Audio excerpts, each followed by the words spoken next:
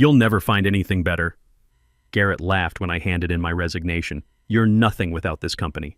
I smiled and said, You're right. Thank you for everything. His words hit exactly where he intended them to. 20 years of dedication reduced to mockery in an instant. The conference room suddenly felt too small, too warm. My resignation letter, crisp white against his mahogany desk, seemed as dismissive as his attitude. My name is Zachary Morrison, Zach to most people, and I'm 48 years old. Until 3 months ago, I was senior strategy director at what everyone considered the top consulting firm in our industry. What Garrett didn't know that morning was how much I needed this job to work out. See, my divorce had been finalized 18 months earlier. The settlement left me paying $2,800 monthly alimony to my ex-wife Patricia, plus covering half of my kids' college expenses. My daughter Emma just turned 16 and started looking at universities, the good ones that cost $60,000 a year. My son Jake is 14 and already talking about following his sister to college. On top of that, my father had a stroke last year, and even with Medicare, his physical therapy and medications run about $800 monthly.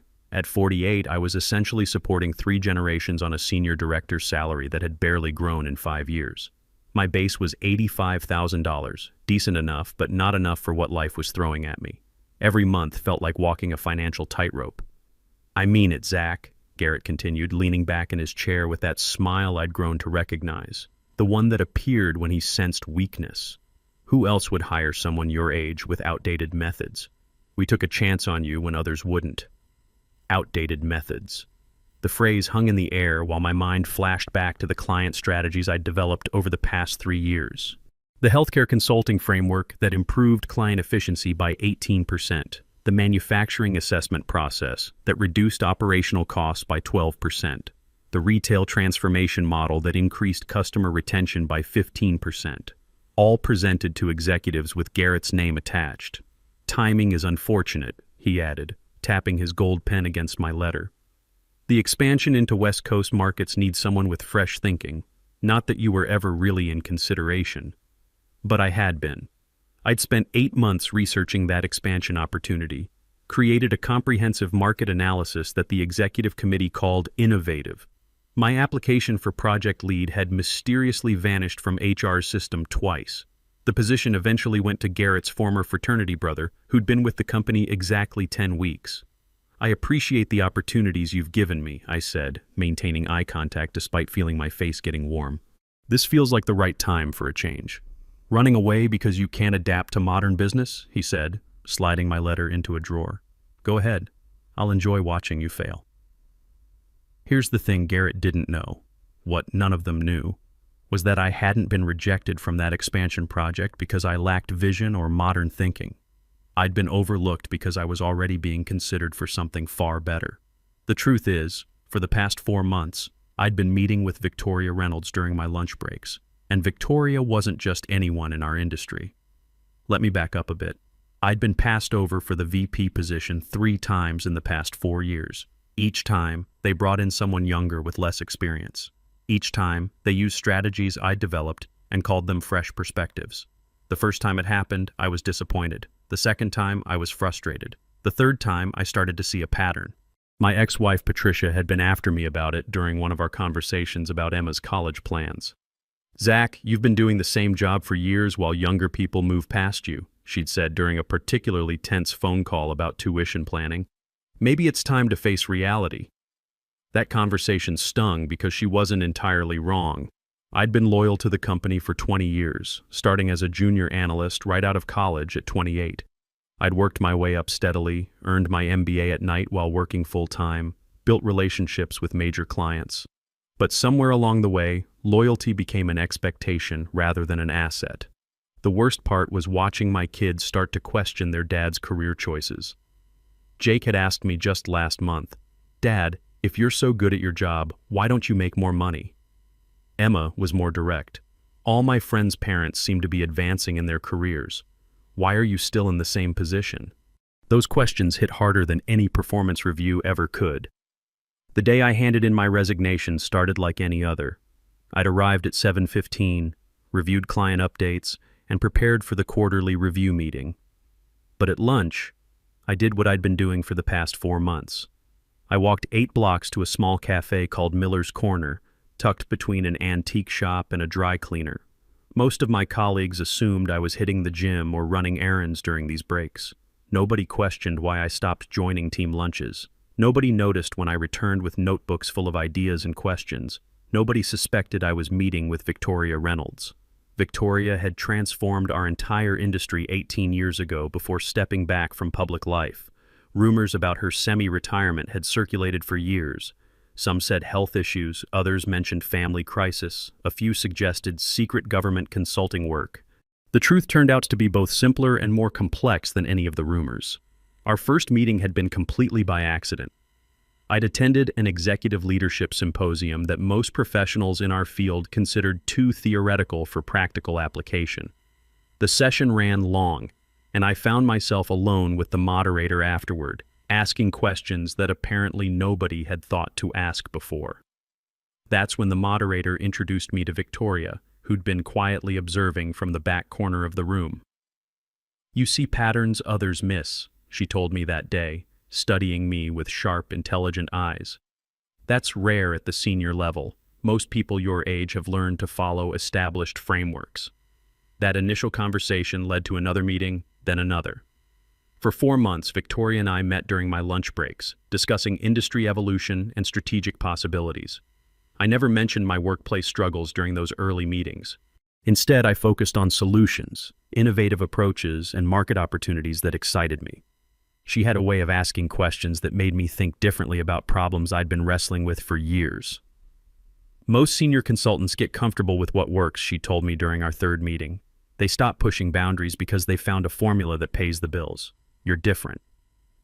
The thing is, I needed those meetings more than I initially realized. At home, conversations with Patricia were mostly about logistics: who was picking up the kids, how we were going to handle Emma's college applications, whether I could cover an extra therapy session for my father. At work, I felt like I was invisible despite being one of the most experienced people on the team. But with Victoria, I felt heard. She'd challenge my thinking in ways that made me sharper, not defensive. When I presented an idea for improving client retention strategies, she didn't just nod politely. She asked tough questions. What happens if the client's industry shifts unexpectedly? How do you maintain flexibility while ensuring consistency? What metrics would prove this approach works better than traditional methods? Those weren't gotcha questions designed to make me look stupid. They were the kinds of questions that helped me build bulletproof strategies. What I didn't realize during those early meetings was that Victoria hadn't actually retired from consulting. She'd stepped back from day-to-day operations to identify the right person to implement her vision for the next evolution of strategic consulting. She was essentially interviewing candidates, but not in any conventional way. "I've been watching how different minds approach systematic problems," she explained during our 15th meeting. "Most experienced people stick to proven frameworks because they're afraid of failure at this stage in their careers. You build new approaches because you're still curious about what's possible." The conversation shifted something in our relationship. Instead of general industry discussions, she started presenting me with specific scenarios, real challenges from her network of former clients who were looking for fresh solutions to complex problems. One scenario involved a manufacturing company struggling with supply chain disruptions. Traditional consulting approaches focused on vendor diversification and inventory management. Victoria asked me to think differently. What if the problem isn't supply chain vulnerability, but supply chain rigidity? I spent a week developing a framework that treated supply chains like living systems rather than mechanical processes. Instead of just having backup suppliers, companies would build adaptive networks that could shift and evolve based on real-time market conditions. "This is exactly the kind of thinking our industry needs," Victoria said when I presented the concept. "But most consulting firms would never let a senior director pursue something this innovative. They'd want it simplified into a standard methodology they could sell repeatedly." She was right. At my company, innovation meant finding new ways to apply old frameworks. Real innovation, the kind that required months of development and testing, was considered too risky for anyone below the VP level. During our 20th meeting, Victoria shared something that changed my perspective completely. "I've been conducting informal research for the past 18 months, she said. speaking with board members from major consulting firms, asking about untapped potential within their organizations. I felt my stomach drop. Was this some kind of corporate intelligence gathering? One board member mentioned a senior director who consistently submitted brilliant strategic proposals that never seemed to get implemented. Proposals that were years ahead of what their competitors were offering. The pieces started falling into place. Lucas Thompson, one of our board members, had always been supportive of my work. He'd made several comments over the years about wishing the company would be more aggressive in pursuing innovative approaches. Lucas provided copies of some of those proposals, Victoria continued, not to share confidential information, but to demonstrate how established companies sometimes fail to recognize the talent they already have. That's when I realized she'd been watching my work for over a year before we ever met. Our accidental encounter at the leadership symposium hadn't been accidental at all. "I don't understand," I said. "Why go through all this effort?" "Because I'm putting together a new kind of consulting firm," she explained. "One that prioritizes innovation over billable hours. One that gives experienced professionals the freedom to pursue transformational strategies rather than incremental improvements." Victoria outlined her vision, a boutique firm that would work exclusively with companies ready to make substantial changes rather than minor adjustments. The client base would be smaller but more committed. The projects would be longer term but more impactful. The team would be senior-level professionals who were tired of having their expertise underutilized. "I need someone to head strategic implementation," she said. "Someone who understands both the theoretical frameworks and the practical challenges of execution. Someone who's been frustrated by the limitations of traditional consulting but hasn't lost the drive to innovate." The position came with a base salary of $119,000, about 40% more than I was making. More importantly, it included equity in the company and bonuses tied to measurable client outcomes rather than billable hours. "The catch," Victoria said, "is that this requires complete confidentiality until we're ready for public launch. The industry doesn't respond well to stealth startups, especially ones founded by people who supposedly retired." I thought about my conversation with Patricia the week before. Emma needed to submit college applications soon, and we'd been arguing about whether she should apply to her dream schools or focus on more affordable options. Jake was watching these discussions, probably wondering if he'd face the same limitations in a few years. My father had been asking if I was happy at work, one of those questions that comes when someone's health scare makes them think about life priorities. I'd been deflecting the question because I didn't know how to answer it honestly. "Can I think about this?" I asked Victoria. "Of course," she said, "but I need an answer within 2 weeks. We're planning to announce the company formation in early December." That night, I sat in my apartment, the smaller place I'd moved to after the divorce, and tried to figure out what scared me more: staying in a job where I felt invisible, or taking a risk that could either solve my family's financial pressures or make them dramatically worse. The decision crystallized 2 days before I resigned, during a team meeting where Garrett presented his new approach to client retention. It was the exact framework I'd submitted 6 months earlier, the one he'd rejected as too complex for practical implementation. Watching him receive praise for my work while I sat silent in the back of the room, I realized I'd already made my choice. The day after my resignation, Garrett sent me an email that I still remember word for word. "When you fail out there, don't come crawling back expecting sympathy or references." I didn't respond. Instead, I spent the next 3 weeks training my replacement, Nicholas Davis, who honestly deserved better guidance than he was going to get. Nick was sharp, reminded me of myself 20 years earlier, eager, hard-working, and probably destined to watch his ideas get credited to someone else unless he learned to navigate office politics better than I had. "Why are you really leaving?" Nick asked me during one of our training sessions. "Everyone says you don't have another job lined up. Sometimes you have to take a leap to find out where you'll land," I told him. It wasn't the full truth, but it was all I could share. My colleagues whispered about my decision during those final weeks.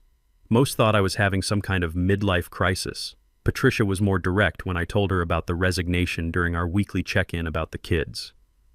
"Zach, this is exactly what I was worried about," she said. "You're 48 years old with 2 kids who need college funding and a father who needs medical care. This isn't the time for career experiments." I wanted to tell her about Victoria's offer, but the confidentiality agreement was ironclad. All I could say was, "I have a plan. Trust me on this." "Trust you?" She laughed, but not in a mean way. "I trusted you to provide stability for our family for 18 years. Now you're quitting your job without telling me what comes next." She wasn't wrong to be concerned. From her perspective, I looked like a guy having a breakdown. But I also knew that staying at the company meant watching my expertise get devalued for another 10 to 15 years until I was old enough to retire. I cleaned out my office on a Friday afternoon while most people had already left for the weekend. As I carried my small box of personal items through the empty hallways, I felt something I hadn't expected. Relief. For the first time in years, I wasn't worried about which of my ideas would get stolen next. Monday morning, I walked into Victoria's headquarters, a converted warehouse space in the business district with tall windows and an open floor plan. 8 senior consultants were waiting around a conference table, people Victoria had recruited from various firms across the industry. "Before we begin," Victoria said, "I want everyone to understand what we're building here. This isn't about working longer hours for higher billing rates. This is about transforming how strategic consulting actually works." She outlined our approach. Instead of selling standardized solutions to dozens of clients, we would develop truly customized strategies for a smaller number of companies willing to invest in substantial change. Projects would typically run 12 to 18 months instead of 3 to 6 months. Fees would be higher, but results would be measurable and transformational. "Zach will be heading our strategic implementation team," Victoria announced. "He's going to walk us through the framework that will differentiate us from traditional consulting firms." For the first time in my career, I presented my ideas without worrying about someone else taking credit. The supply chain innovation model I'd developed during my meetings with Victoria, the adaptive organizational structure that could help companies respond to rapid market changes, the client retention strategy that focused on creating genuine partnerships rather than vendor relationships. When I finished, the room broke into discussion, real discussion, not the polite nodding I was used to. These were experienced professionals who understood both the potential and the challenges of what we were proposing. "The market is definitely ready for this approach," said one consultant who'd come from a Big Four firm. "I've been watching clients get frustrated with cookie-cutter solutions for years." "The risk is execution," added another. "If we promise transformation and deliver incremental improvement, our reputation will be destroyed before we establish it." That's exactly the kind of strategic thinking I'd been craving. People who understood that innovation requires both vision and careful planning. Over the next 8 weeks, we refined our approach and began reaching out to potential clients. The response was better than we'd hoped. Companies that had been burned by traditional consulting were interested in our longer-term, results-focused model. We selected 12 companies for our pilot program using a completely anonymous evaluation process. Companies submitted proposals describing their challenges without knowing who would review them. Our team assessed each submission based on specific criteria: complexity of the challenge, commitment to change, leadership support, and potential for measurable impact. Without seeing company names until after scoring was complete, when the final list was compiled and names were revealed, my former company wasn't included. Their proposal had scored in the bottom 20% of submissions. The next morning, Garrett called my personal phone. "Zach," he said, using that fake friendly tone I remembered well. "I've been trying to reach you through Victoria's office." "I've been busy," I replied, keeping my voice neutral while wondering how he'd gotten my number. "I wanted to congratulate you personally. Working with Victoria Reynolds. That's quite an achievement for someone at your experience level, at my experience level." Even when he was trying to be nice, he couldn't resist the dig. "Thank you," I said, offering nothing more. "I noticed our company wasn't selected for your pilot program," he continued. "There must have been some kind of oversight. Our submission clearly met all the criteria you published. The selection process was completely anonymous, Garrett. No names were attached to proposals during evaluation. Every submission was judged purely on strategic merit. The silence that followed told me everything." Their proposal hadn't been good enough, not because I'd manipulated anything, but because their strategic thinking wasn't innovative enough. The irony wasn't lost on me. If Garrett had implemented my frameworks during my time there, they might have qualified. "Perhaps we could meet," he suggested, "for professional courtesy. I could provide some insights that might help your project succeed." "That won't be necessary," I said, "but thank you for the offer." 3 weeks later, everything changed. Industry Analytics, the leading trade publication in our sector, published an interview with Garrett that made my phone explode with notifications from former colleagues. In the interview, he claimed that the innovation at the heart of Victoria's consulting approach had actually originated in his department. The fundamental framework was developed under my leadership, Garrett stated in the industry analytics interview. While certain elements have been modified, the core strategic concept emerged from our team's work last year. I sat at my desk, staring at his words until I couldn't focus anymore. This wasn't just about recognition, it threatened our entire project's credibility. If people believed we'd simply repurposed existing work, our reputation would be destroyed before we'd even established it. Victoria called an emergency team meeting within 2 hours of the article going live. Legal is preparing a cease and desist letter, she said. We need to address this immediately. No, I said, surprising myself. That's exactly what he wants, to force us to reveal project details prematurely and get drawn into a public dispute. We need a different approach. The team looked at me expectantly. For the first time, I shared the complete history. How Garrett had systematically buried my proposals while claiming credit for my successful work. How the innovation they were now implementing had been rejected repeatedly when I'd presented it at my former company. I have another idea, I said, one that solves multiple problems at once. My plan was straightforward but effective. Rather than engage in public disputes over ownership, we would accelerate our timeline for the next phase, expanding our pilot program to include 8 additional companies. We would open applications to all qualified organizations and evaluate them through the same anonymous process. If Garrett's company truly understands the innovation as well as he claims, I explained, their next proposal should reflect that understanding. If not, they'll expose their own deception. Victoria considered this carefully. It's risky. We weren't planning to expand for another 6 weeks. The team is ready, I insisted, and this approach lets the work speak for itself. The announcement of our expanded pilot went out the next morning. Applications flooded in, including one from my former company submitted within 3 hours of the announcement. The evaluation team, which didn't include me to ensure complete impartiality, reviewed each submission over 5 days. When the results came in, Garrett's company scored in the bottom 15% of all applicants. Their proposal demonstrated fundamental misunderstanding of the very innovation he claimed they'd developed. But rather than publicizing this failure, I suggested something else entirely. Invite Garrett to our quarterly review meeting, I told Victoria. Let him present his company's understanding of our approach to all the pilot companies and investors. Victoria raised an eyebrow. That's either brilliant or potentially cruel. It's transparent, I replied. If he truly believes they originated these concepts, he should be able to articulate them to industry professionals.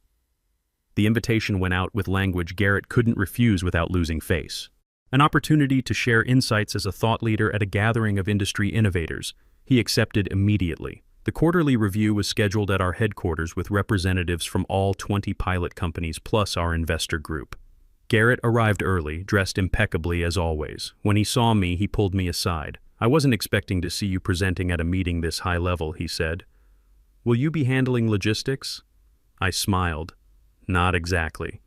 Before I could explain, Victoria called the meeting to order. She welcomed everyone, outlined the agenda, then introduced me not just as Chief Strategy Officer, but as the lead architect of our entire consulting framework. Zach will guide us through the strategic foundations before we hear from each company about their implementation experience, Victoria announced. I watched Garrett's expression freeze somewhere between shock and disbelief as I took center position. I outlined the theoretical foundations, practical applications, and preliminary results from our first pilot group. The 14% average efficiency improvements, the 22% reduction in implementation timelines, the 89% client satisfaction rates that exceeded industry standards. When I finished, the room burst into applause, everyone except Garrett, who stared at his notebook. Next, representatives from each pilot company shared their implementation experiences. Results were consistently positive. Efficiency increases beyond projections, cost reductions exceeding targets, unexpected benefits in adjacent processes. Finally, it was Garrett's turn. Victoria introduced him as representing a company interested in joining the program and invited him to share his understanding of how our innovation would integrate with his operations. He stood slowly, adjusting his tie. Thank you for the opportunity, he began. As I've mentioned in recent interviews, many elements of this approach have parallels to work our team developed last year. A murmur ran through the room. Garrett sensed the skepticism and pivoted quickly. However, today I'm more interested in exploring how we might contribute to future development phases. That's when I did something I'd been planning for weeks. I raised my hand.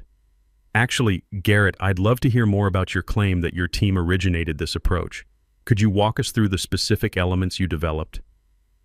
The room went completely silent. Every eye shifted between us as Garrett's confident expression faltered. He cleared his throat, adjusted his watch, looked around for support that wasn't there. Well, I wouldn't want to bore everyone with technical details, he said. The parallels would be obvious to industry professionals. I insist, I said, my voice steady despite my pulse racing. This is a room full of industry professionals. We're all eager to learn. Garrett's eyes darted around the room, finding no allies. He fumbled through vague statements about innovative methodologies and forward-thinking strategic frameworks while avoiding any concrete specifics. With each evasion, his credibility visibly crumbled. Then Victoria stepped in with the moment that ended everything. While Garrett collects his thoughts, I'd like to share something relevant with the group. She clicked a remote and the screen behind her displayed a comprehensive timeline showing the evolution of our approach. Dated records of every concept development session, test implementation, and revision over the past 3 years. The documentation was irrefutable. What made my heart stop was realizing where this evidence had come from. Before approaching Zach, Victoria continued, I conducted extensive research into consulting firms across our sector. Part of that process involved speaking with board members about untapped potential within their organizations. The revelation hit me hard. Victoria hadn't randomly encountered me at that symposium. She'd been watching my work for over 18 months. Board member Lucas Thompson was particularly frustrated by strategic proposals repeatedly submitted by a senior director but never implemented, Victoria explained. He provided copies of these proposals as examples of innovative thinking being wasted.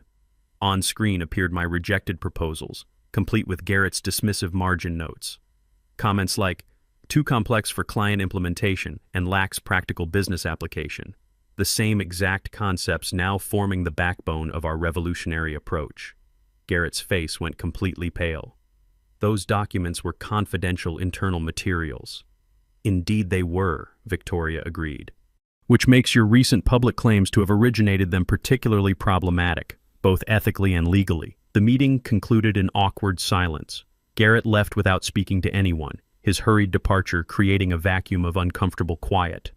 2 weeks later, the industry transformation we'd launched was being called revolutionary. Companies using our framework reported results that exceeded every projection, creating a 6-month waiting list for the next implementation phase. My phone buzzed with a text from Emma. Dad, my guidance counselor says I should apply to my dream schools. Mom says we can afford it now. What changed? Another text from Jake.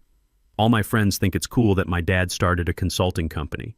Can I tell them you're the boss? The biggest text came from Patricia. Zach, I owe you an apology. I should have trusted your judgment. The kids are proud of their father, and honestly, so am I.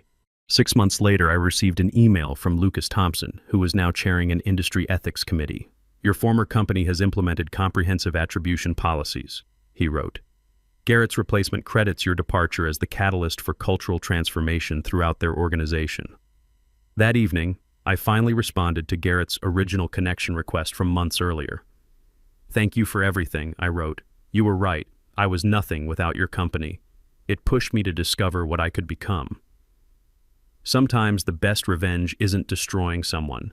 It's building something so successful that their attempts to diminish you only highlight their own limitations. My kids now see their father as someone who took risks and succeeded. My ex-wife respects the choices I made under pressure. My father, during his good days, tells people his son built something important. At 48, I learned that being undervalued isn't a permanent condition. It's just information about where you currently are, not where you're capable of going. Thank you for staying with me through this story. If you've ever felt overlooked or underestimated in your career, remember, your experience has value, your judgment matters, and sometimes the biggest risk is not taking any risk at all. Your next chapter might be your best one yet. At 48, I discovered that the people who dismiss your experience as outdated are usually the ones who haven't earned enough of their own to recognize its true value. Sometimes the greatest gift a toxic workplace can give you is making the decision to leave so obvious that even fear can't hold you back.